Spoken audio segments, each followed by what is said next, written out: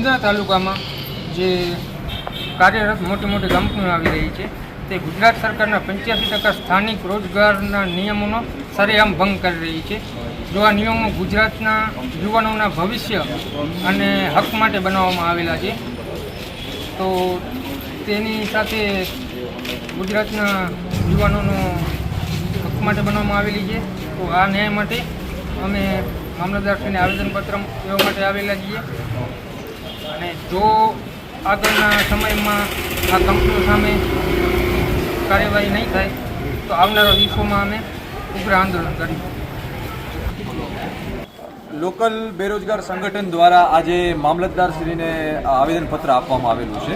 કારણ કે જે અહીંયા લગભગ ઘણી ઇન્ડસ્ટ્રીઓ મુન્દ્રા તાલુકા મધ્યે ઘણી ઇન્ડસ્ટ્રીઓ આવેલી છે અને ગુજરાત અધિનિયમ મુજબ 85% લોકલને રોજગાર આપવી જોઈએ, જે અત્યારે એનું ફોલોઅપ થતું નથી. અત્યારે શું થઈ રહ્યું છે કે અહીંયા જેટલી ઇન્ડસ્ટ્રીઓ છે એમાં પરપ્રાંતિયો એટલે કે ગુજરાતની બહારના જે છે એને કોન્ટ્રાક્ટ મળી રહ્યા છે, નોકરી મળી રહી છે. આવી જે કંપનીઓ છે જ્યારે કોઈ પણ વિસ્તારમાં આવે છે પોતાનું સ્થાપના કરવા માટે, ત્યારે એ કંપની એમ કહે છે કે અહીંયાના લોકલને અમે રોજગાર આપશું. જ્યારે એ કંપની એસ્ટાબ્લિશ થઈ જાય છે, સ્થાપિત થઈ જાય છે, ત્યારબાદ એ લોકો પોતાનો ગિરગીટનો રંગ બતાડવાની શરૂઆત કરે છે અને લોકલ લોકોને રોજગાર આપતા નથી. અને જો લોકલ લોકોને રોજગાર પણ આપે તો એમાં પણ એ લોકોનો પગાર 12-15 હજાર જેટલો હોય છે. આજના સમયમાં તમે અગર સમજો 4 જણની ફેમિલી છે અને દૂધ લો તો 3000 રૂપિયા બિલ તમારું થઈ જાય છે.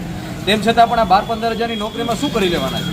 બરાબર. હવે આજે આ લોકો કંપનીઓની તાનાશાહી એટલી છે કે તમારે 12 કલાક ડ્યુટી કરવાની છે, તમારું શોષણ થશે. એમાં પણ તમે સમજો 1-8 કલાક આગળ પાછળ કર્યો તો તમારો એ દિવસનો પગાર કટ કરી લે છે અને કાં પછી તમને નોકરીઓમાંથી કાઢવાની ધમકીઓ આપે છે.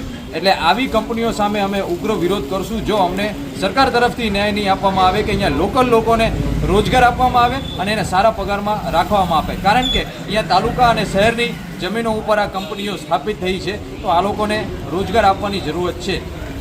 આગામી સમયમાં આપને બેરોજગારોને રોજગાર કંપનીઓ નથી આપતી તો તમે કેવા પ્રકારના આગળ આંદોલનો કે પ્રક્રિયા કરશો? આગામી સમયમાં જો અમને આના ઉપર કોઈ પ્રતિક્રિયા ન મળી અને તાનાશાહી ચાલી રહેશે અને જે અમારા લોકલ લોકો છે અને બેરોજગાર જે યુવા સર્કલ છે એમને અગર જો નોકરી નહીં મળે અને સારા પગાર પાણી નહીં મળે તો અમે ઉગ્ર વિરોધ કરશું. અને એવું હોય તો અમે ગાંધી ચિંધ્યા માર્ગે પણ જશું. રોજગાર અમારો હક છે, બેરોજગાર અન્યાય છે.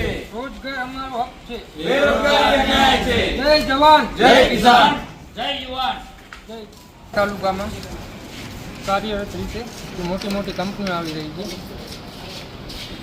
જે ગુજરાત સરકારના નિયમો પ્રમાણે 85%